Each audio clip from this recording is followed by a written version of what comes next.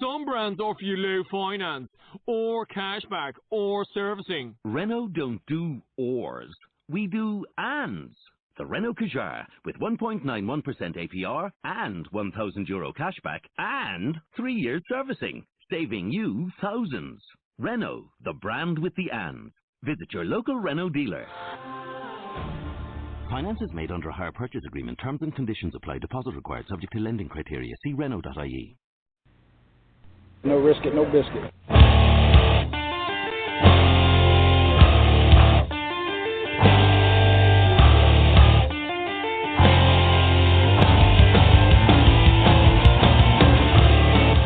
Coming from the Arizona desert, presented by SBNation.com. For Arizona Cardinals fans, by Arizona Cardinals fans, with outsider and insider's perspective, this is Revenge of the Birds.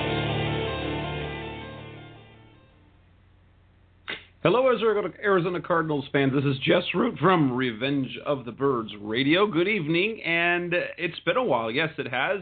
We've taken a bit of a hiatus since the beginning of free agency when you last heard from us. But never fear, the NFL Draft is here, coming up very soon on Thursday. Thanks for listening if you're listening to us live tonight here on a Tuesday night. If you are listening via download of the podcast, well, we thank you as well. And hopefully you will get all your draft talk taken care of. This is the draft episode of Revenge of the Birds Radio, brought to you tonight by Audible.com and by FanDuel.com. And before we get started, we will start off tonight by kind of just rounding things up, talking about all the different rumors that we've heard. We'll have Seth Cox on the line with us not long, and we'll get into the nitty-gritty about the Arizona Cardinals and the NFL Draft. What's there to know? Well, Arizona Cardinals, they have the 20th pick overall in the NFL Draft, which will be held Thursday night, a week after we normally would be experiencing the draft, which is made for, well, almost an overload of draft analysis, mock drafts, draft rumors, draft everything. If you visited revengeofthebirds.com, which I hope you have, it is the best site that you can find on the web when it comes to an Arizona Cardinals community of fans and commentary and news. And we have draft content up every day, and our readers are dying for the draft. But look, it's here. It's here, guys.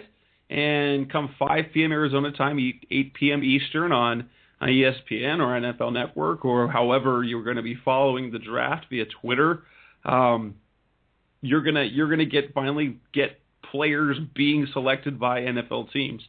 Now, the Cardinals with the 20th pick, we can look at all the different players that we have heard about. They've ranged from a tackle to a quarterback, and everything in between.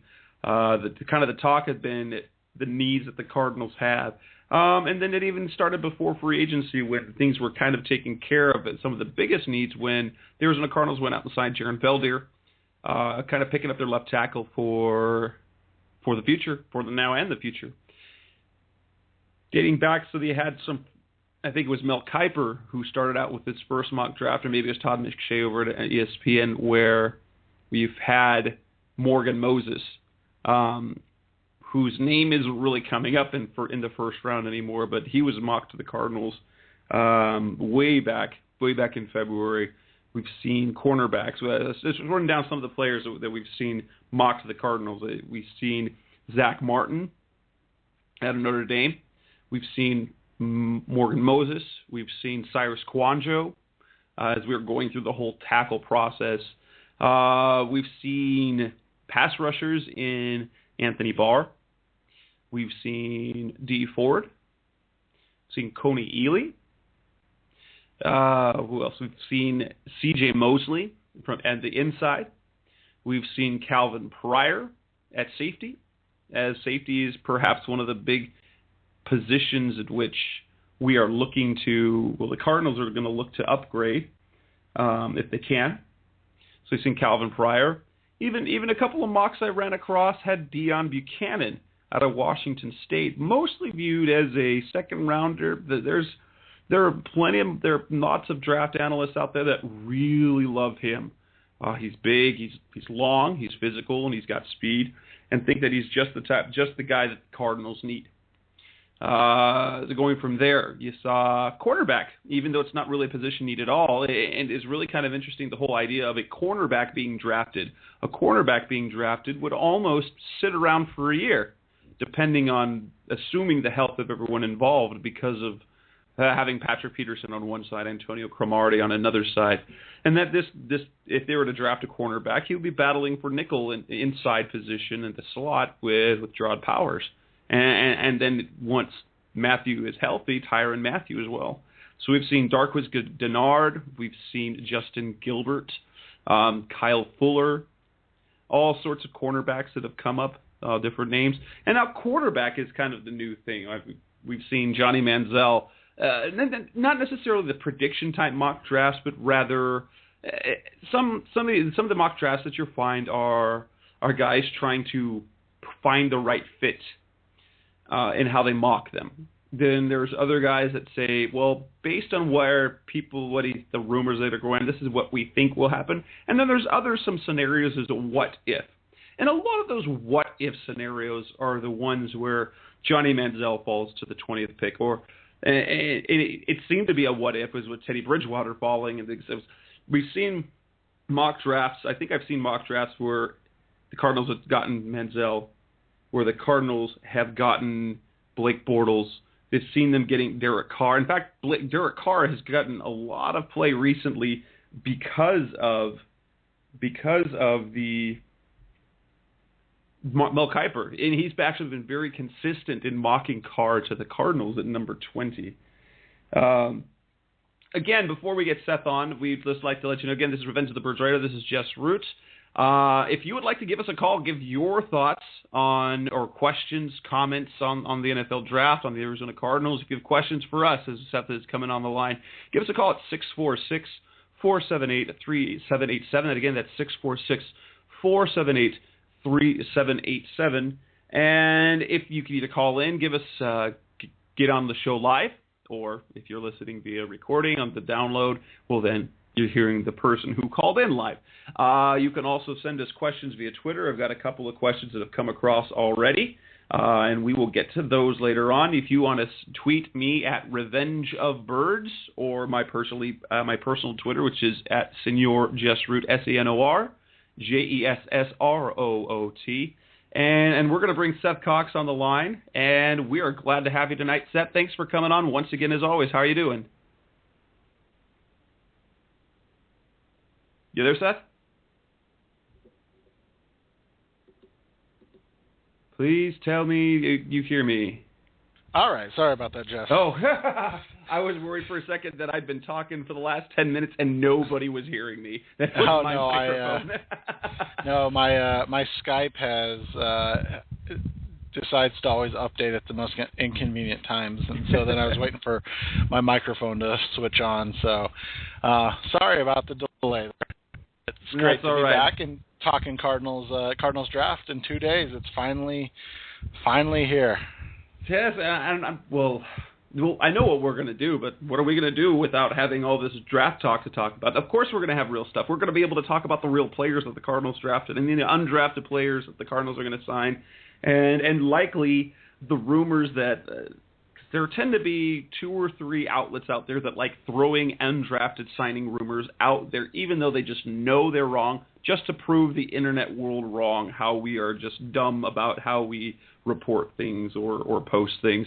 But how excited are you, Seth, that you've been, especially you are kind of our draft guy when it comes to the site. You've been looking at scouting prospects, you've been analyzing tape, building a board, doing mock drafts. How exciting is it for you to now get to the process and see it actually play out? You know, the draft part's fun, but I live for the stuff that comes after this. I live for figuring out where I was wrong in a year or 2 years or 3 years. That's what's fun for me, because then I can go back and look at where I messed up and things of that nature. But this this draft year has been especially fun. I know a lot of people have gotten frustrated for the last 2 weeks, the extra 2 weeks of time, but I think that anger is misplaced. I blame, and this will probably not go over really well, but I blame the fans for a lot of it. A lot of the fans want mock drafts and big boards and rankings and things of that nature, but they don't want things like to learn about 6th-round guys, 7th-round guys, because in reality, it's 1, maybe 2, 3 guys that could be picked by their team out of 150 in those later rounds. So why do they care? Why do they want to learn about a guy from Canada, or why do they want to learn about this player from McNeese State, things like that. So instead they've all kind of congregated into one type of thing, which is fighting about quarterbacks, fighting about safety prospects, just that type of stuff. And I think it's made, instead of using that extra 2 weeks for your benefit to learn more about players, to get to know more players, it's become, kind of a bad thing where people are instead just fighting about the same topics over the last, basically it's been the last 2 months. Oh, yeah, well, I mean, as casual fans go, and casual especially, message board posters or community readers, things like that, if you look at over the course of a couple of years, it's always the same topics. Heck, we still get a little bit of we still get a little bit of Matt Leinart residue every once in a while. Definitely Kevin Cobb and John Skelton, but yeah, it's always kind of the same things. And we like arguing. If everything is peaceful and happy, then there's almost something wrong.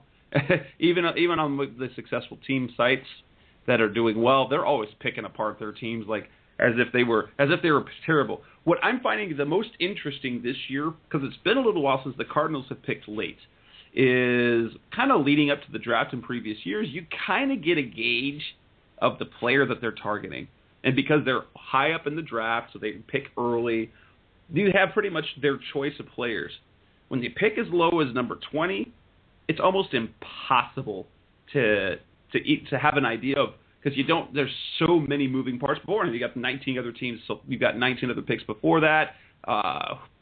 It's a lot of fun, and so it's been really mysterious for me to say, well, I really don't have any idea at all of how this could go. And the Cardinals in general have been really good about either being really positive about all the players that could be around that spot, or just not giving enough information at all.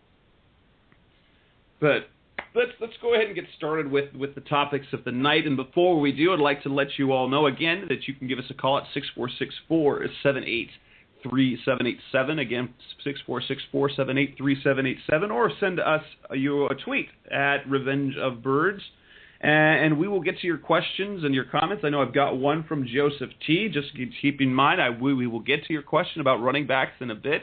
But I'd like to let you know that this portion of our show is brought to you by Audible.com, where you have access to hundreds of thousands of audiobooks. And for a time right now, you can even join Audible.com and get yourself a free audiobook. I did so a couple of months ago. I haven't quite read it yet, but I downloaded my free audiobook at Audible.com, and you can do so as well if you visit audibletrial.com/Revenge of the Birds. Sign up, get a trial period, and a free audiobook download at your choice of all the different places that they have, all the different books that they have on their library. We're going to go ahead and get started. We're going to talk here NFL Draft. We're going to talk about the quarterback position. That's the thing we like talking about most, quarterback. Even though the Arizona Cardinals don't really have a quarterback issue right now, got Carson Palmer. He's getting older. And so the names and rounds of possible drafting. We'll start with you, Seth. I know we ran across there's a report going. I wrote it on the site that there is a report out there that says that Ryan Lindley was told by the team that the team will not be drafting a quarterback early. Does that mean day one? Does that mean day two? Personally, I think, just my interpretation, I can't imagine that they wouldn't have any quarterbacks in their top I can't imagine they would have 0 quarterbacks in their top 52. So by the time they picked in round 2 or even in round 3, so I'm guessing they might have someone in their top 20 that they don't expect to fall to them. So they can probably tell Lindley, if the report is true, hey, you don't have to worry about a guy that's going to be a lock for the roster. If we get a guy, it'll be late. How much do you believe this report that's out there? I believe it because I think that Keim and Arians haven't necessarily found their meeting place for a quarterback prospect at this point. So I think right now it's all about trying to build for the here and now, but also with an eye towards the future. And after one season of improved play in results, while not necessarily the playoffs, but everything else short of that to define a successful season, you want to continue the good vibe type feeling amongst everybody. So I think getting into a kind of general manager, head coach, well, this is what I want, kind of like the 49ers are having now, type thing is probably not the best way to go.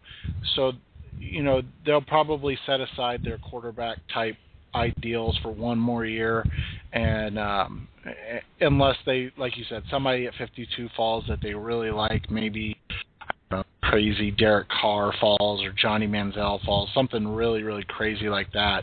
But other than that, I think that it's probably going to be like a round 3 type guy or a day 3 type guy that they bring in that can compete with Lindley and Stanton and see who can force him out if need be. But I tend to believe that report that it's not a priority this year. So let's talk some of the quarterbacks, names, and the possible round where you could see them. In the first round, obviously, we've got the top quarterbacks.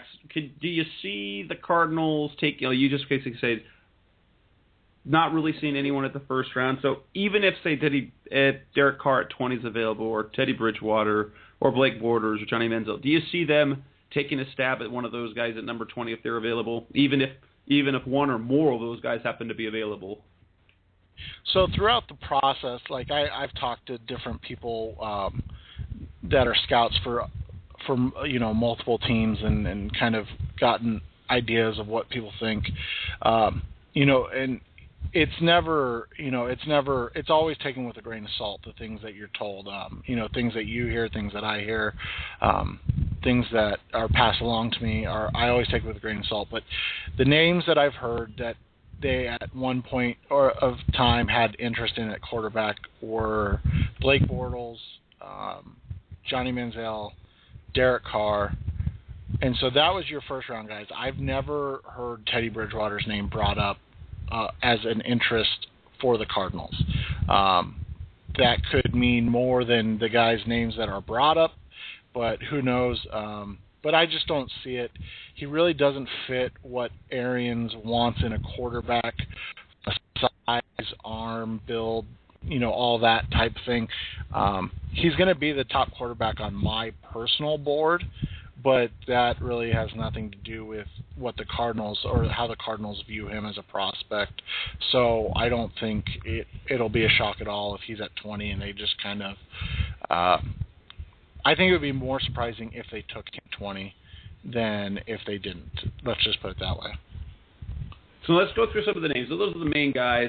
I'm going to give you some names. What would be the round that you would say the Cardinals pull the trigger if they haven't picked up another quarterback? But what round would you say that the target is for them? And I'm going to throw this name out there to kind of start with because of kind of some fun stuff, now some bad news out of this camp. But Zach Mettenberger, kind of the talk was, okay, second round, someone might take a shot on him. Where do you think he becomes targeted if he falls somewhere? What would be the round that the Cardinals pull the trigger, if at all?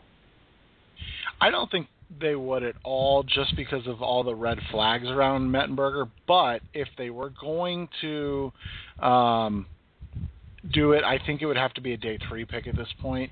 With the watered down, diluted drug tests that just came out, and I don't know if you saw some of the tweets today from agents that have said, if we have a feeling they're going to fail a drug test, we tell them to overload themselves on fluids the day before so it dilutes the sample, because you can fight a diluted sample battle more than you can a failed test. So I think that kind of speaks volumes, but, and another person tweeted out, Dominique Easley, who's the other guy? Aaron Murray. Yeah, well, no. Dominique Easley and Aaron Murray both are trying to recover from torn ACLs as well, and neither of them had diluted samples. So it's just, it's just an interesting thing. If he's there day 4, maybe they're interested, or, day 3, round 4. Maybe they're interested. Day 4 is where I would take him personally. But I can't see at 52 them pulling the trigger on a guy that's kind of a dinosaur and a dying breed in terms of how he plays the game. You have to respect his fearlessness in the pocket. He has that giant arm that we know Bruce Arians loves, but he really has no mobility to elongate plays, something that's important to Arians. Is kind of the ceiling. If you were to pick his best case scenario I've heard this. Maybe it was you. His best case scenario would be Drew Bledsoe. Yeah, and you look at that, and that's definitely his best case scenario. Like, everything goes right. He gets on a team that has a great offensive line with receivers that can win, a lot of 50-50 battles, that run good routes, and that can take a beating over the middle type thing. But also, he has a running game, something that he can lean on where he doesn't have to throw the ball 40-plus times a game. Because you know what? We saw it last year with the Cardinals, and he's actually a little slower than Glennon is, and not as athletic. But we saw it last year with the Cardinals when they got to play Mike Glennon. Patrick Peterson, was able to bait him late in the game because of his delivery and his slow, mechanics, and that's something that Member will have to, figure out at the next level as well.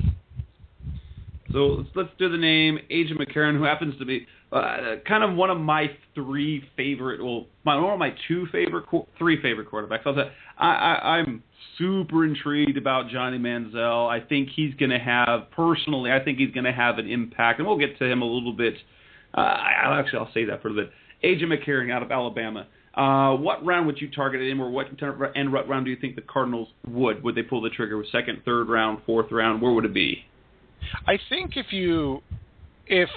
he was available after they picked in round 2, almost like a trade up type thing, they may do it. The problem with McCarron becomes how much more of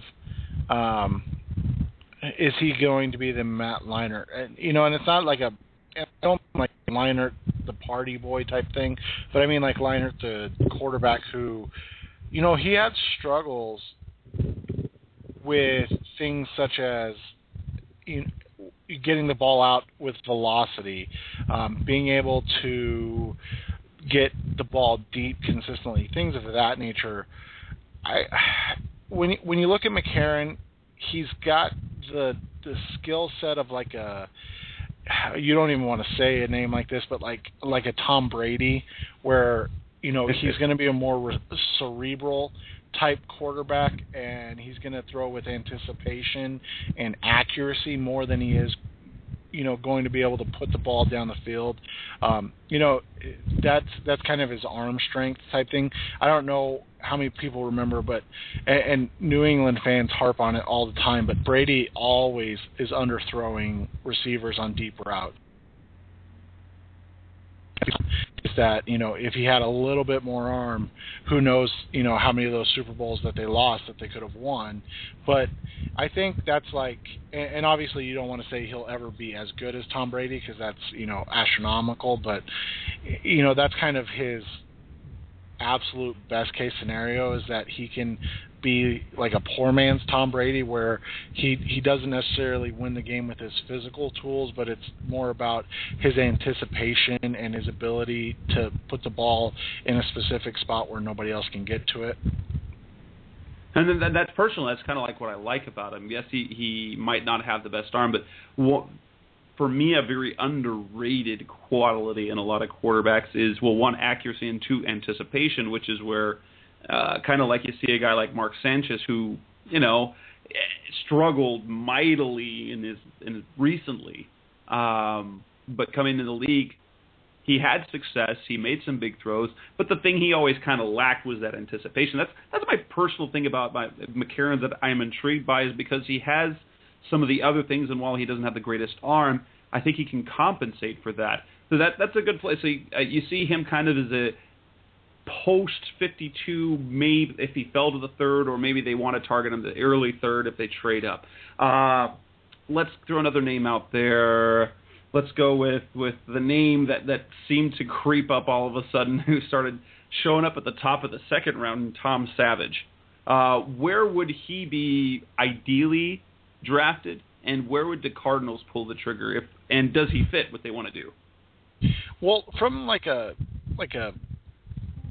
prospect, just like a prospect profile perspective, he's the kind of ideal Arians quarterback, but I think it worries me that he's afraid of competition. I mean, he's transferred, he's been to 3 colleges. It worries me that he's, I think, 24 already, so he's going to come in and he's not going to play in Arizona right away, so he's going to sit and learn.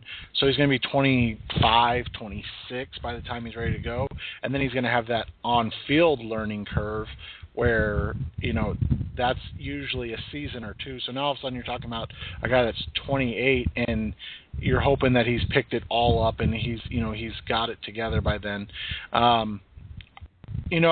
Everybody that I try to get information from, it sounds like he's going to go in the second round.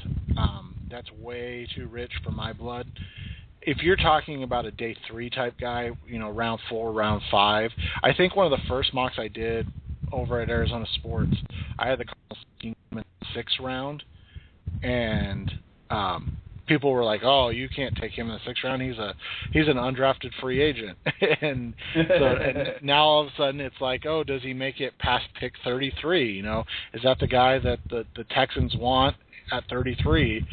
It's kind of an astounding thing. I wouldn't touch him outside of like round 5 or later, but I think he's going to go day 2, and I think it probably will be early. And so, okay, let's go with Jimmy Garoppolo. Where does he fit what the Cardinals want to do? Where would you draft him? Where do you think he will get drafted? I think he's going to get drafted in the same range as Mettenberger now kind of throws things off with the semi-failed drug test, but I think he's in that same range as like Mettenberger, Savage, and McCarron, where they can go anywhere from 33 all the way to, in the 90s, and I don't think anybody would bat an eye at any of that. They're all day 2 guys. Garoppolo's got like a lightning quick release. He gets rid of the ball really well in a hurry. He doesn't have a super strong arm, and he's a 3-route thrower, meaning like he only had to throw 3 routes in college, which is kind of concerning because and then you look at the level of competition type thing. You never want to. You try not to knock guys because of their level of competition that they have to play. But when you're coming from the offense that he's coming from, the route concepts that he didn't have to throw on top of the competition he played against, it all works like really poorly for me. And then he has some issues in the pocket with some Kevin Cobb-like issues where he feels a kind of a ghost pass rush coming after him, and he's bailing before he needs to. So I think he's going to go day 2. I think if he was there at 84, it's a possibility, but I'll hold my breath about it. All right, let's throw the name out. A guy that's, to me, super intriguing because of the connection and just the physical traits and the possibility that he could be used in another position. Let's throw the name Logan Thomas out there, Virginia Tech. Obviously, the Hokie connection is always kind of one of the pipeline that you want to watch with the Cardinals. He's got the physical tools. Will have some, oh my heavens, kind of throws. Big, strong, mobile, and worst case scenario, if it doesn't work out a quarterback, there's some who project it could be a pretty good tight end as well. What about this guy Logan Thomas in your eyes? I think when you look at Logan Thomas, you're looking at a guy that's going to that is kind of that savage. He deserves the hype Savage is getting, in my opinion. Like, if you're going to draft a guy that's based on his measurement, his arm, and his size, why not take a guy like Savage a guy like Thomas, who's super athletic and has the same type of intangibles and uncoachables, if you will, that Savage has, and is younger and is raw, more raw at the position itself. But people that I've talked to have told me basically he's going to be a top 75 pick. So if the Cardinals want him, they're either going to have to draft him at 52, which, I mean, that's crazy talk. you can if I told you that he was going to do, similar things to Colin Kaepernick, I think everybody's like, all right, I'm on board at 52. I think that would be fine. And so, the 49ers took Kaepernick at 34 or whatever it was, and he didn't play for basically a year and a half, and then he hasn't stopped since, and he's been to a Super Bowl and one pass away from another Super Bowl, and you just look at that, and if that is Logan Thomas's ceiling, I think everybody's on board with that. I just think he's further away than Kaepernick was coming out, so it's a lot harder stretch in my opinion to say that you're going to get that. But that's where you'll probably have to take him unless you want to move up a little bit and grab him at 75-ish and give up like a round 5 pick. All right, last thing I'm going to throw out at you, Aaron Murray, Georgia. The main thing is the height concern. He doesn't have super arm strength. The injury. Tell us, what is your take on Aaron Murray? Where would you take him? Would he fit in the Arian system, and where might that be a guy that Cardinals would go after? Murray is like, it's like, I hate making comparisons like this, but like he has a little Drew Brees in him, where he's got good feet, he can move a little bit, he knows how to throw over his line and around his line as opposed to other smaller guys. He doesn't have a good arm, like he doesn't have a big arm, but he throws the ball to spots really well. For me, I always liked Aaron Murray. The problem obviously became the injury on top of everything else, his physical limitations, and now an injury. It's it kind of muddies the waters. If you're talking about day 3 and you pick up an extra 4, like Keim probably will, and we'll talk about that later, I know, but if you can pick up an extra for, and you do kind of what you did last year, where you take a risky player that's got coming off an injury, or maybe has a red flag about off-field stuff, like Zach Mettenberger, and you can get one of those guys in round 4 to go along with a guy like just a name out there like a David Yankee, in round 4. That's kind of a blue collar, workman-like guy that at worst he's going to be a backup swing line offensive lineman for the next 6 years or 4 years or however long. Then I think you're okay with that. But if he's your round 4 pick and you're banking on him becoming a quarterback of the future, I think you're going to get more. You'll have more of a chance of seeing Aaron Murray be like a decade-long backup that's a good spot starter than you will seeing Aaron Murray become a 7-year NFL starter. And kind of to break something, breaking news if you're listening, it just came across Twitter. Larry Foote, veteran linebacker, long time, actually kind of flirted with the Cardinals 2 different off seasons, ended up going back to Pittsburgh once.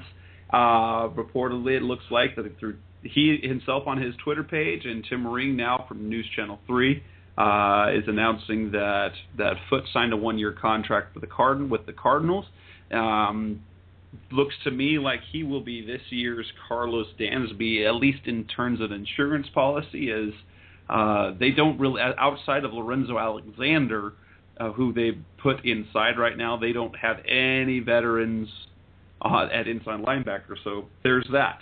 We're breaking news on the air, if anyone's listening. And Larry Foote, now a member of the Arizona Cardinals, not been announced by the team yet, but now joined. For me, I liked what I saw from Aaron Murray in big games when he would come up with big throws. Obviously, the injury kind of does things in a little bit, causes some concern. But I do like Murray. Outside of Manziel, who we're going to talk about in a moment. I like McCarron, I like Murray, and then Logan Thomas super intrigues me just because of the connection and the type of physical, kind of the physical set and skill set he might bring. So let's talk about, before we take a brief break, I'll break with our another segment there, another read. Talking about the quarterbacks at the top of the draft, since we're on the quarterback talk. Actually, what do you think of this, since we're on it? What do you think about the Larry Foote signing? Me, I think, hey, solid veteran who was productive. It also gives the Cardinals a little backup plan should Minter not quite be ready. So that way they don't have to rely on him. They've got competition for him. Do you like the signing of Foote if, in fact, this report is true? I mean, it's a signing of a veteran that Arians trusts, so that's probably good in that sense. And like you said, it's a veteran presence that allows them to probably not have to worry about a linebacker early, which you and I think had talked about before. But if not, I know I've talked about it on Twitter, that do you really want to draft a third inside linebacker in the first 3 rounds in 4 years? That seems like an awful lot of draft stock, put into one position. So, all right, going back to the quarterbacks. We've got the quarterbacks at the top of the draft. We've got our top 4 guys. You've got Johnny Manziel, you've got Teddy Bridgewater, you've got Blake Bortles, and you've got Derek Carr. I think, do you think, are there any of those 4 guys, are they going to make it out of the first round? I wouldn't be surprised if Bortles and Bridgewater both fell out of the first round. Just because they have issues that need correcting. But here's the thing with Bridgewater. You get him in an offense like the Cardinals ran under Ken Wisenhunt, that's based on timing and pace and ability to read a defense and make the proper throws. It's a really complex offense, but Bridgewater seems like a super bright guy. I think he'll be really successful. You put him in an offense where you want him to get the ball downfield vertically, those deep routes out like Arians wants to. I think he'll probably not be as successful. So I think he his arm semi-limits him, because he doesn't have a bad arm. It's just not like it's a cannon. But I think also his size is worrisome to people because of how small his lower body is. He's not a runner at all like Robert Griffin, but he has small legs, and I think that worries people about his ability to get nicked up on his lower body at the next level. I don't agree with that. I'm just, passing along information that I've, been told of why people aren't fans of him. The next thing with Bortles is, and I think I said this in September or October, but he needs to sit and learn how to play the game. So do you really want to draft a guy like that in the first round? I mean, can a team like Minnesota at 8 really burn a pick, when they have so much need in terms of player impact? Can they burn a pick on a guy at 8 who probably shouldn't see the field all year? We'll see. But, Bortles, in terms of fit, would kind of be perfect for Arizona because he wouldn't have to play day one. He's got that big body with athleticism in order to where he could extend plays and get the ball downfield. He doesn't have a huge arm, but he has a good enough arm. I think that would be ideal. But again, can you sell the fan base on, we picked a guy that's not going to play at all for at least one season, maybe 2, at 20, while we're, kind of in this win now mode with Larry and Darnell and those guys? I don't know. Well, and what's interesting about that is because it goes against every kind of young quarterback situation Arians has been in. It's always been about play the QB early, but this would be really interesting. I mean, we've seen it happen before. Obviously, Brett Favre is going to be a Hall of Famer, so that was a little bit different, holding back Aaron Rodgers. We saw Joe Montana holding back Steve Young, but again, Hall of Famer. Carson Palmer doesn't exactly fit into that category of, hey, he's a Hall of Famer, so you wait your turn. I wonder how long it would be. Now, Palmer definitely was solid last year, especially in the second half. I wonder how long, if they picked up a guy like Bortles, how long it would take for the bench him for Bortles call to start happening. Is even we saw back in 2006 when Leinart was drafted and Kurt Warner was playing, and there was a time when Warner was a turnover machine for a bit, and the fans were clamoring for Matt Leinart. I wonder how that dynamic would work, especially with Arians, a guy who believes in playing the young guy early. Right, and the thing is with Palmer that, nobody talks about, I don't know why. I mean, I do know why, because, everybody's looking at things from a very, positive perspective. But, I mean, you look at Palmer's numbers through everything last season, and he never it's not like he ever put together 4 games in a row where you're like, wow, this guy is phenomenal. He struggled basically every third game. He was kind of a battle. I mean, he had one 4-game stretch where he threw 8 touchdowns and only 2 interceptions, but that was against 4 teams that 3 of which are going to pick in the top 6. So, but you look at it in that terms, if he doesn't have a whole season like that where he's on pace to throw 32 touchdowns and 8 interceptions, like you said, when are they going to start making the calls? When are they going to start booing? I mean, even like the Philly game, towards the end of the season where he played decent, but he still threw 2 picks. You know, you can put a lot of the blame of the loss on him. So when are they going to start making the call? Like, when do fans get fed up, and when are they going to start saying, oh, you know, we need to see Bortles now, you know? And honestly, I don't think Blake would be ready in a game, you know, let's just say game 7 or game 9. I just don't think he would be ready. And so, you know, and if they get off to the start they did last year, where they're, what were they, 5-4 or whatever, 4-3? I think it was 3-4 they started. Yeah, they 3-4. That's what I meant. I can't I can't remember. Yeah, 3-4. You know, after 3-4, there were talks of benching Palmer for Stanton. They were starting. Yeah, exactly. So then all of a sudden you have a guy that you pick 20. Can you really be like, oh well, we probably shouldn't play him yet? You know, like that would just go. It's just not. It's probably not a dynamic you need right now, anyways.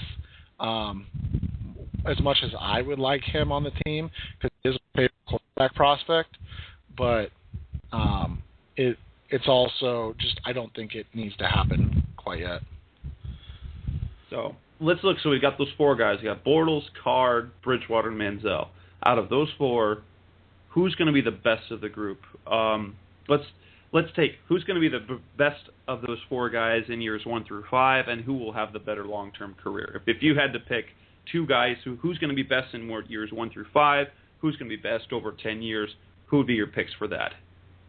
I think Manziel's going to be the best right off the bat. I think Manziel's going to be kind of a dynamic talent from years 1 to 4, 5.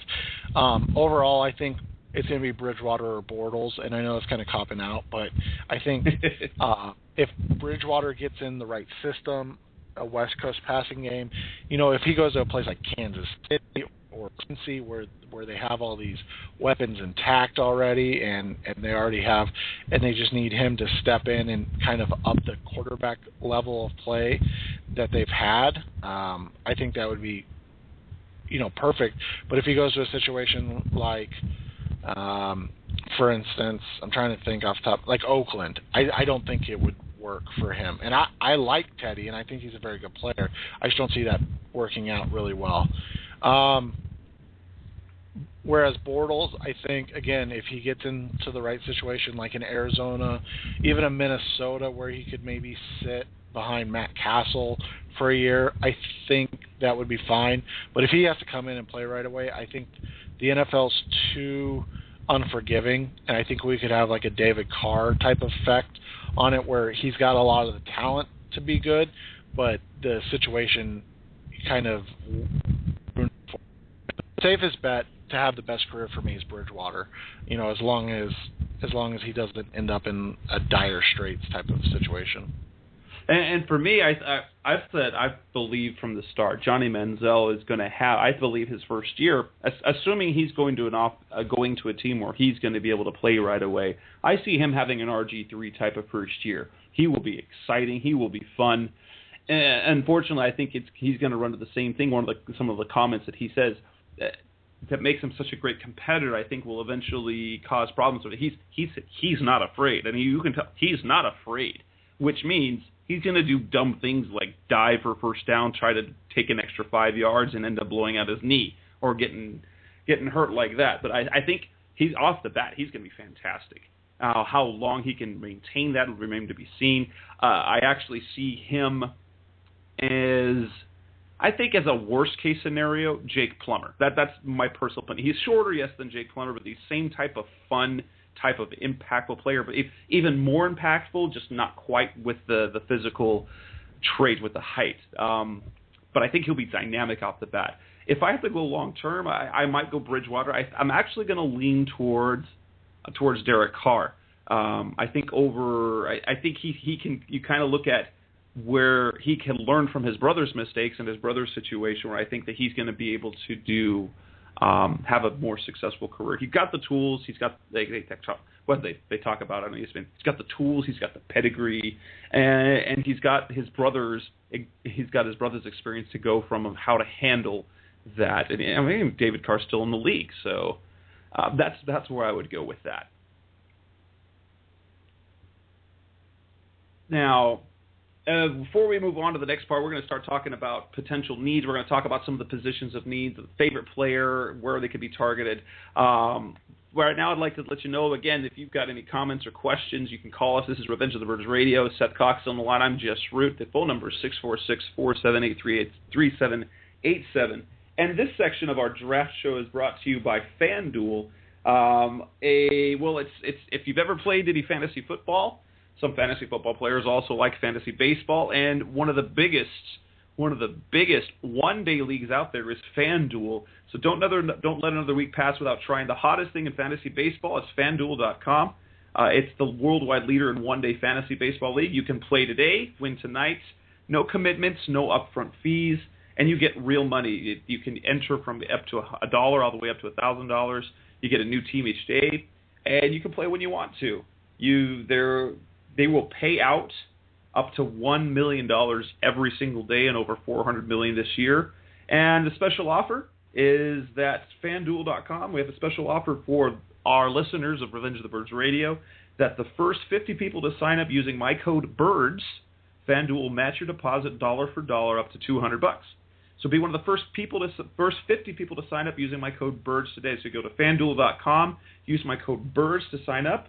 Deposit match is offers ending soon. That's FanDuel.com, the leader in one-day fantasy baseball.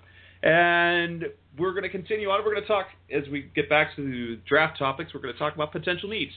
Kind of the idea, we've got safety, pass rusher, tight end, right tackle, defensive line. You could talk cornerback a little bit if you're thinking more towards the future, speed at wide receiver, and quarterback. Although we've kind of talked about quarterback, so we'll kind of skip that position. But what's your favorite player, if we had to pick a safety? Who is the favorite player in the draft at safety for you right now? You know what's so funny is I put my boards together tonight. So like on Revenge of the Birds, I'll have my personal top 100 look at guys, and I'll probably cut it down because it's really long. So I'll probably just make it top 50 or 75. But then I'm trying to put together this like Cardinals centric look and kind of from the point of view of the Cardinals and their board. And for me, it's weird because you have, like, I have Jimmy Ward as one of the 10 best players in the draft. But then you look at does he fit for the Cardinals? Like, can they come in and or can he come in and be, kind of the yin to Tyrann Mathieu's yang, or, does he give them something different? He doesn't really, and that's not a bad thing. I mean, he's a lot like Tyrann in that sense, but is that something the Cardinals need again? So when you look at it from that perspective, Ward's my favorite safety in the draft. For the Cardinals' purposes, I think Clinton Dix is the guy that they'd like.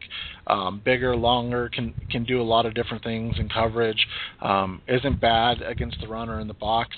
And then you have a guy like Deion Buchanan. I know a lot of fans are big on Buchanan. He's a bigger safety, kind of like a Cam Chancellor, Adrian Wilson type. Good athleticism, can cover a little bit, has the speed and long speed to cover, but he's a little stiff in his hips, and he doesn't really flip his hips well in coverage. More of kind of a zone guy that keeps people in front of him, almost like an extension of the linebacking core, which again isn't a bad thing, but he's not necessarily the answer they're looking for to cover tight ends. I'm just not a Calvin Pryor fan. I like Pryor for what he is, a box safety, but he takes so many bad angles, and he's so undersized at 5'11", and only like 210 pounds that it's hard for me to get excited about him. And my favorite of the safeties is, now interesting where you mentioned Clinton Dix is and I've run across this. His scouting report is eerily similar to Rashad Johnson. Now, while I have no problem with Rashad Johnson as a player, I think he is underrated overall because He is a very serviceable to solid player who really doesn't have any holes in his game other than a, shorter finger than he used to. But again, he was a third rounder that was kind of a disappointment up until maybe a year or two ago when he started getting some more playing time. Clinton Dix is kind of the same type of player. I personally really like Buchanan. You've mentioned some of the issues he might have in coverage. But the physical tools that are there, and having a guy like Cam Tangelik, if you kind of build a defense like that, especially when you have on the other side, you've got a shorter guy in Tyrann Mathieu. You want a guy who can really lay the wood down and has the speed to cover the guys deep, even if perhaps he needs a little more coaching on doing that more. But Buchanan is my favorite guy. I've run a few mocks myself and have been thrilled to I was happy and thrilled every single time he fell to number 52, and I scooped him right back up. I did it for the blogger mock for SB Nation on 2 or 3 mock drafts that I did using FanSpeak, their simulator. I was all on top of getting Deon Buchanan each and every single time. If you look at the pass rusher position, who is your favorite edge rusher in the draft, and what round would you target him?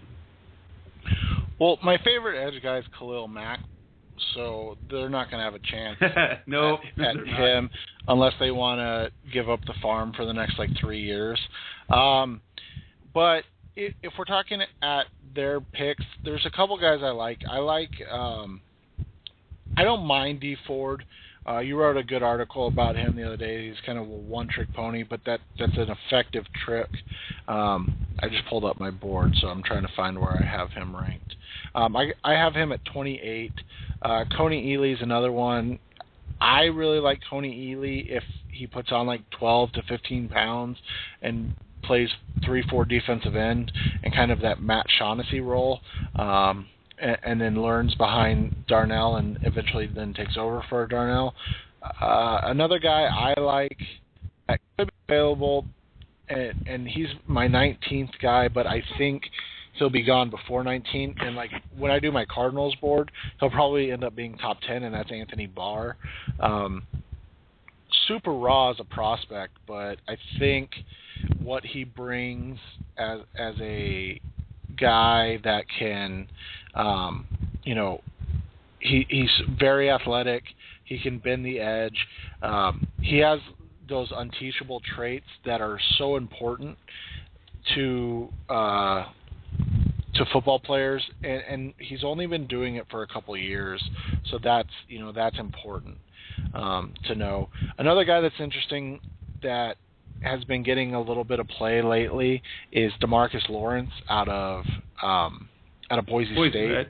Yeah. Yes, he's an interesting guy. I'm not sure how much I like him at 20, and I've seen him mocked a couple times by a couple people at 20. I'm not sure how much I like him there, but if he's at 52, he's definitely a guy that he has the length that you want from a player. He's really long. I'm trying to pull it up on Mock Draftable. Hold on 1 second. Sorry about that. He's long. He's quick. He's an interesting player in that sense. He kind of reminds of a guy like Quanterus Smith, who I was really high on last year, who was a pass rusher out of Western Kentucky who ended up blowing out his knee. But the thing with Lawrence is, and it's similar to Ely and things like that, he plays more like a defensive end versus an outside linebacker, and so I'm not sure you can stand him up and get the same kind of effectiveness, which is why he'll be interesting at 52, but for me he'd kind of be off the board at 20, and that's how I look at those guys. My guy, I've got obviously Mac, obviously Barr. I really like. I don't think they're going to drop that far. I don't think they'll have a chance at them. But I am a big fan of Dee Ford. I think the fact, is he just a one-trick pony? I don't know. That's a pretty good trick if you've got an arsenal of pass rushing moves, and the fact that he's got speed off the edge. I really like that. It's worked out, aside from the off-the-field stuff, it worked out pretty good for Aldon Smith. I can think if you're one trick, you're really good at it. Guess what? You're gonna have a place in the league. I'm not saying he's going to be like a Simeon Rice, but Simeon Rice was a pretty dang good football player for a while, and he was more or less one-trick pony when it came to the pass rush. Tight end. But my favorite guys aren't at the top of the draft, simply because of the fit for what the Arizona Cardinals want to do with their tight end. So not as big on Ebron, and I'm not as big on the Jason Morrow, because they tend to be more of they're more of the Rob Hausler type guys. The two guys I like are Austin Seferian-Jenkins, and then Koda Fedorovic out of Iowa State. Those guys that they're going to be able to do the blocking schemes that the Cardinals will want, that Arians wants to do, and then be able to make plays out in space and out in the field. At tight end, who are your favorite guys? I'd probably say I can take any of with Seferian-Jenkins and even Jason Morrow. I know that there's some concern with Amaro because of the fact that he played, he didn't kind of play, but he played in that spread offense where he wasn't asked to do a lot of inline stuff. But there's a difference to me in the fact that he, never was asked to do inline stuff versus he wasn't able to do inline stuff, kind of like Ebron, where he did play on the line and he wasn't super effective in run blocking, whereas Amaro just really never played on the line. But when you watch him block on screens and plays of that nature where he had to get into linebackers or defensive backs, he was effective at least. So I mean, there's something there. Seferian-Jenkins, if the foot's healthy, obviously he's a guy that's in play. Here's something that has come up in the last couple days, and I actually talked about it last week. Seferian-Jenkins is in play at like 21 or 29 with the Packers or the Patriots. So if the Cardinals are like really interested in him, obviously, and he's on their board high enough, but if they're really interested in him, they're probably gonna have to pull the trigger at 20 versus 52. So from there, do you go? Is Seferian-Jenkins at 20 better than Fedorowicz at 84 if he's there at 84? For me, no. I'd rather have Fedorowicz. Another guy that's interesting is Arthur Lynch out of Georgia. I know the Cardinals really like him. He's big. He's kind of slow, but he's that tight end that they're missing in terms of being able to block and be a safety valve. He's like Jim Dre, except better at everything than Jim Dre. So, he's a rich Jim Dre. He's a rich Jim Dre. Exactly. But from like a Cardinals perspective, like they'll use him the same way, but he'll just do everything better. He's not going to be Jason Witten, so don't get your hopes up. But he's going to be able to do things better than what Jim Dre did. Before we get to this, I wanted to get one of the couple of questions coming from Joseph T. On Twitter, and he asks about Craig Lawson as a guy that gets a little hype, and he personally likes him better than Buchanan. What do you think of the another LSU guy in for the backfield? Would Lawson fit what Arizona wants to do? How much do you like him? Absolutely. I mean, Lawson's one of those guys that you can take on, in round 4 on day 3, and you're comfortable with what he's going to give you. He's going to be a guy that makes plays, that he's a box safety. He's really good in zone, so he has some talents out there. It's just a matter of what you're looking for. Here's my question that I always ask, and it's something that we've talked a lot about on the Draft podcast. Is Lawson 80% of Deion Buchanan? Because if he is, wouldn't you rather be able to take somebody that's quote unquote better at 52 then and take Loston at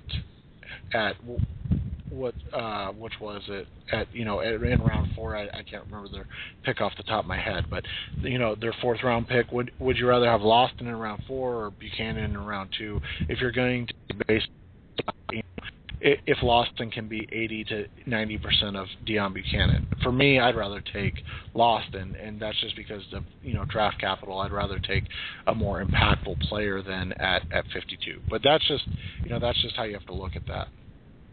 Look at right tackle. They've got some possibilities even as early as number 20. But who are the tackles that the Cardinals take a look at? You had some names out there. Zach Martin might be available. I've even seen mock drafts that are crazy enough to have him. He is top 5. I mean, that's a little high there. But you got Zach Martin. You could go. Who else is out there? I mean, you could go Morgan Moses, Cyrus Kwanjo. A lot of those names out there. Who's your favorite tackle out there that you could plug in at right tackle, and some of the guys that you might find through the draft? Who are the guys that you would think the Cardinals might target? I'd take Joel Bitonio. He's my tackle over everybody else.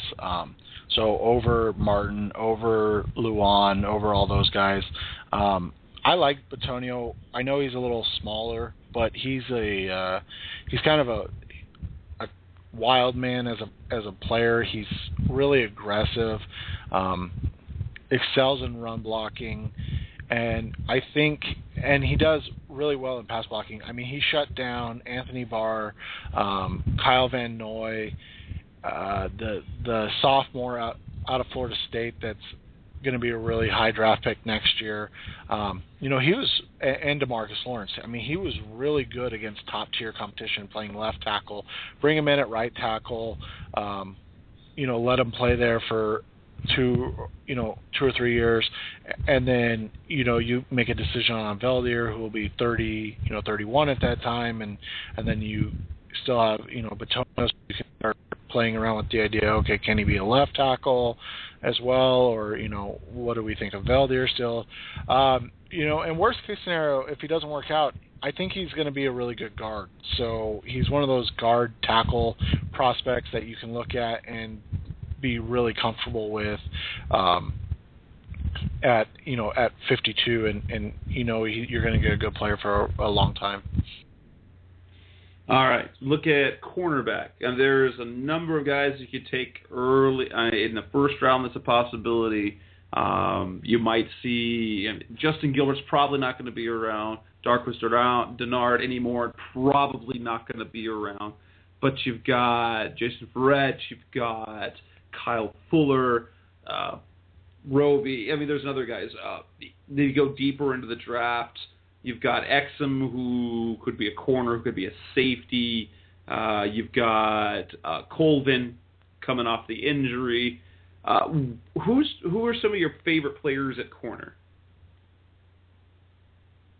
For me, if they're at 20 and Kyle Fuller's on the board, I think you want them to take him just because he does so much. He can come in and be your starting nickelback until Tyrann is healthy. If not, then you can he can work in at safety because he's played safety at Virginia Tech. He's a really good ball player. I think I'm looking right now. I have him rated as the 10th best player in this draft. So I mean, I think he's a really good ball player. I would draft him early. I like him a lot. Another guy you can look at 20 is Darqueze Dennard. He's more he's going to be a corner. He can't. I don't think you can move him to safety. He clutches and grabs a lot. I don't know if you saw the tweet from Jeff Risdon of Detroit Lions Drafts and Bleacher Report, but he sent out a tweet that he talked to a scout that said you can't draft a sub 6 foot holding machine as a corner in the top 20. So I thought that was funny. The other one was Jason Verrett, who is my second best corner in this draft. But he's a purely nickel, like, slot guy, which isn't a bad thing because in the NFL, the way this is going, the amount of three wide sets. They play a lot. I think the Cardinals were, 55% nickel last year. So, it's definitely a good spot to be in at 20. Guys, Bradley Roby's another guy that can be a slot / safety type guy. I think the main thing that you want out of 20, if you pick a cornerback, is a guy that can give you versatility. So I think for me that's no on Justin Gilbert, just because I think he's going to struggle in different scenarios. I think he's kind of a one-trick pony right now. That would be a no on Dinner just because of that. And then if you go into like 52 or day 3 type guys, or day 2, day 3 type guys, you talked about him. Antoine Exum is a guy. LaMarcus Joyner is another guy that can be kind of that robber position, a lot like Tyrann Mathieu, but he's really tiny as well, 5'8", so that's another guy to look at. It just really depends on what you want out of that corner prospect, and then you have to make a decision on how important it is at for your defense. And for me, I don't think, unless they want a guy that's flexible, like a Fuller or a Verrett or a Joyner, you probably don't want to go corner too early. All right, look at this is obviously going to be one that we do a little bit deeper in the draft. Let's look at receiver. We're not probably looking for a guy to be a Larry Fitzgerald, assuming it's very likely, or there is definitely the possibility Fitz will be no longer with the team a year from now. So you still got Michael Floyd, but Bruce Arians and his love for speed at receiver. Who are some names out there, the guys that you like, and now obviously kind of a name among Cardinals fans is definitely Bruce Ellington, Andre's cousin, kind of the same type of build, same type of player, only more of a receiver than a running back, but still the same type of flexibility you have there. You named off several receivers who would fit who fit very well into the Arians kind of profile of a receiver that his teams have drafted the last few years. They're not tall, they're fast, and they're not early round guys. If you had to pick 2 guys in the middle rounds of the draft that you would love to see the Cardinals grab, who would they be? I like Robert Herron from Wyoming still. Smaller guy, really fast. Paul Richardson's a guy that's interesting out of Colorado. Super productive, small guy, a lot like Mike Wallace. Another guy that you can look at that's getting a little bit of play is, the name just escaped me. But I'll figure it out in a second. But Bruce Ellington, that's one that Cardinals fans love. They've talked about him a ton. They like how fast he is. They think he's kind of that perfect Arian slot guy. For me, here's the thing on Ellington. You look at what was successful for Bruce in Pittsburgh and in Indianapolis, and it was having similar sized receivers being able to play in different spots. I'm not sure Ellington can play outside in the NFL. So if you look at Ellington and you look at what he brings to the table, can he play outside, or is he just a pure slot guy?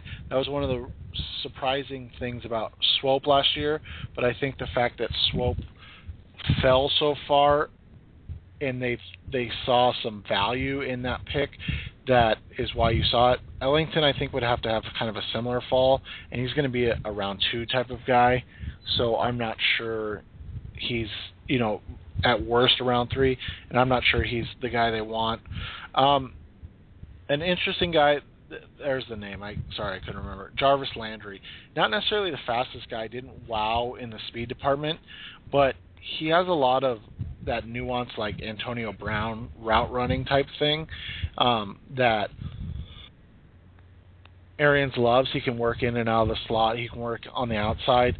I think that would be an interesting one because, Arians has his speed guy now and then, and so if you want more of a pure thrower, Landry's an interesting one because he might be available at 52. I don't think he'll be available at 84. So, do you take another receiver in the top 2 rounds? You'll probably get a lot of groaning from a lot of different people, and myself included. But, I mean, at least, like you talked about, at least it's then you're kind of planning at least for one veteran departure. If they don't draft a quarterback, then I guess we can start bemoaning what they're going to do if Palmer, hits that 35 wall that a lot of quarterbacks hit. So, and then we can start bemoaning that.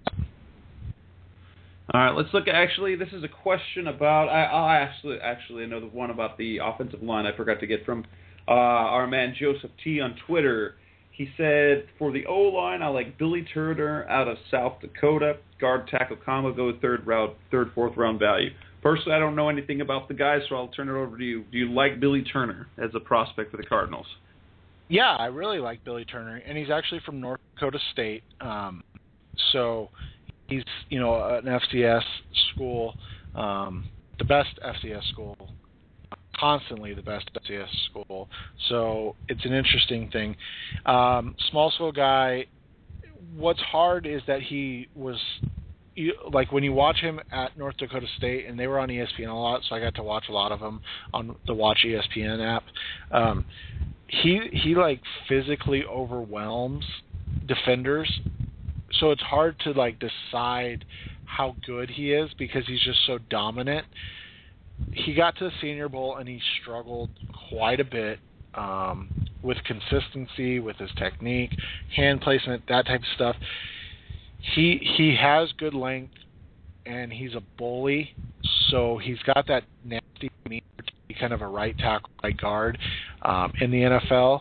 And I think the fact that he has that swing ability would be important for the Cardinals. But I don't know if 52 they're, if that's where they want to go, because I know that, and you probably saw this as well, Lance Zierlein out of Houston, a radio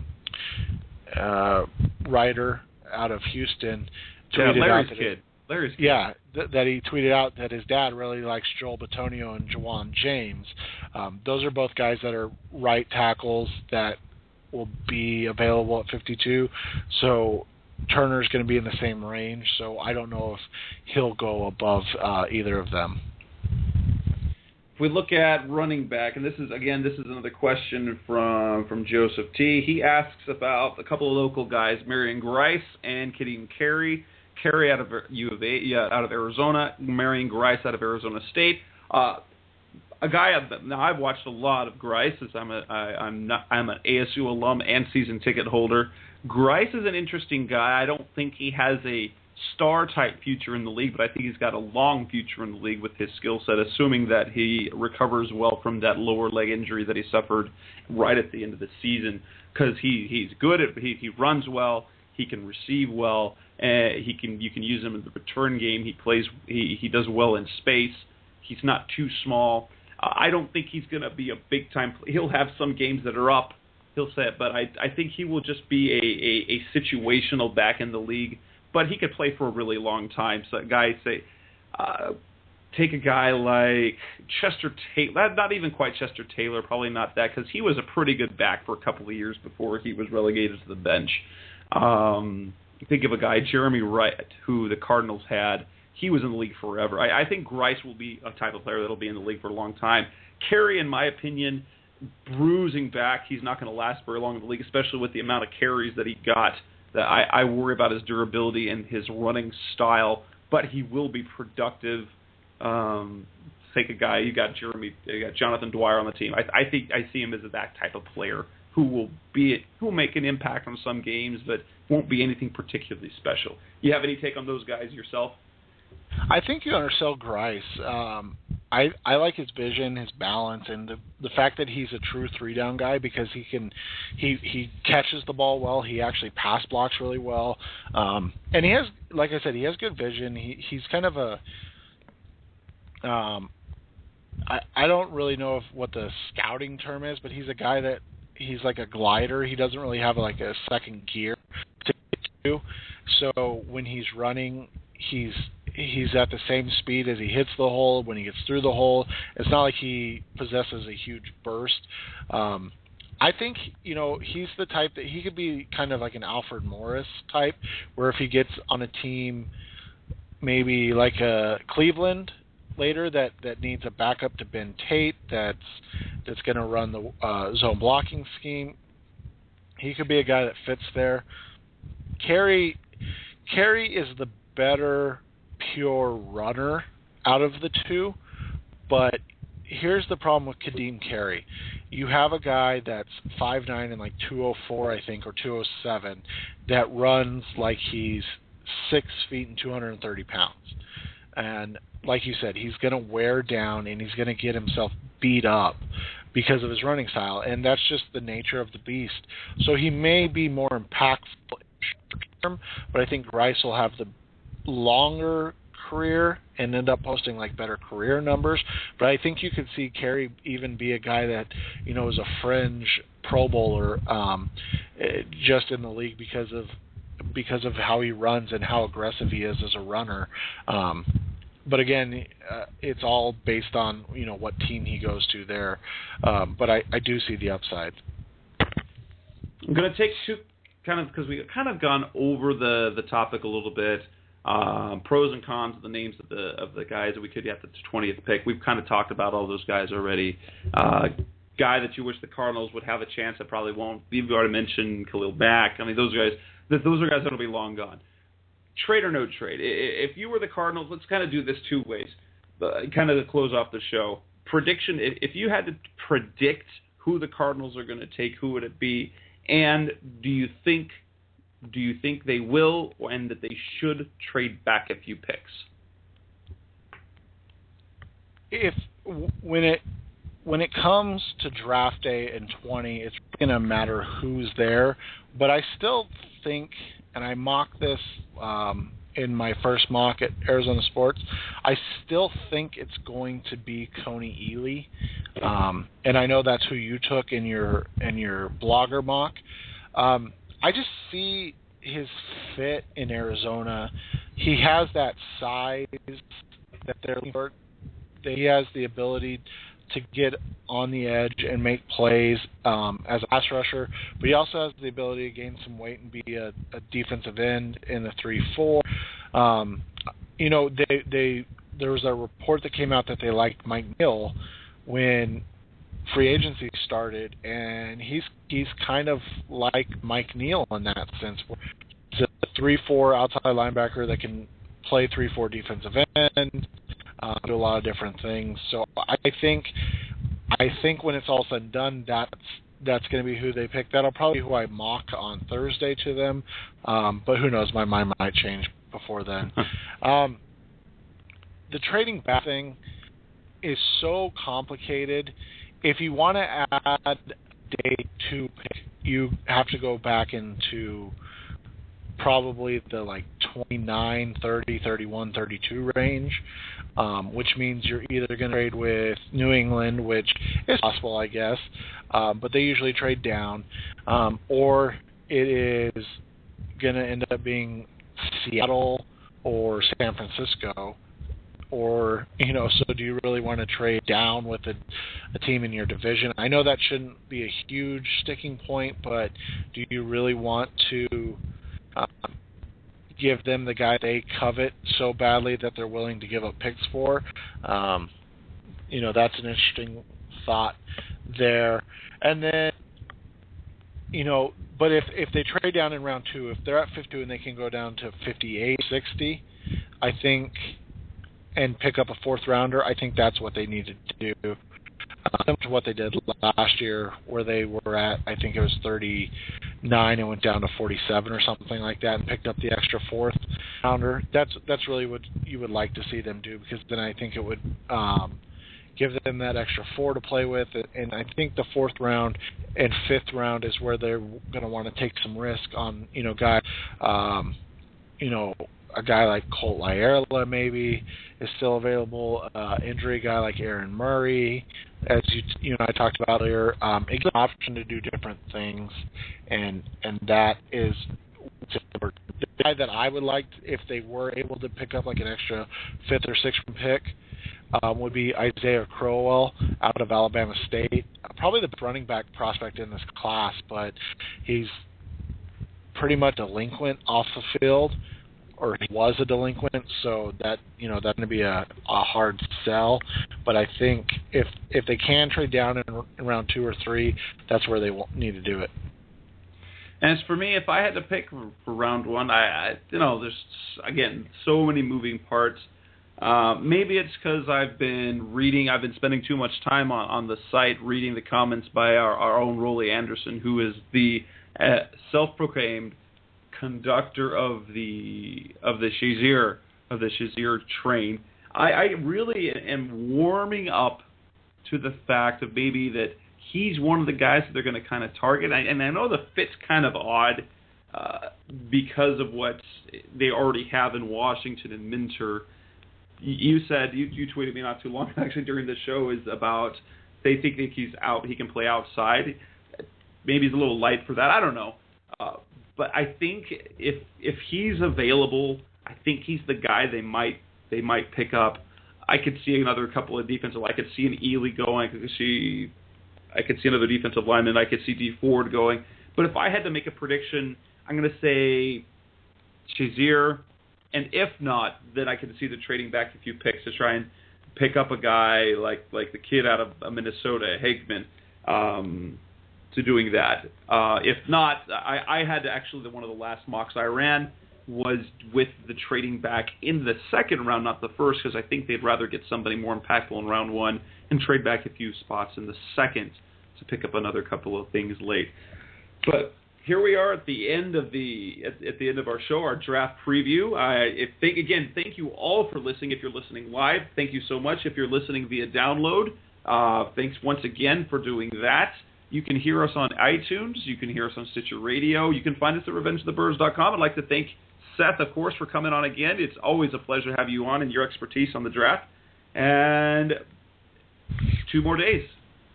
Thanks for coming on, man. 2 more days. It's going to be fun, and I look forward to talking to you about it next week. And I think we will definitely get that set up for next week sometime, as we can talk post-draft commentary. Thanks for coming on, Seth. Cardinals fans, have a good night, and go Bird Gang. See you guys.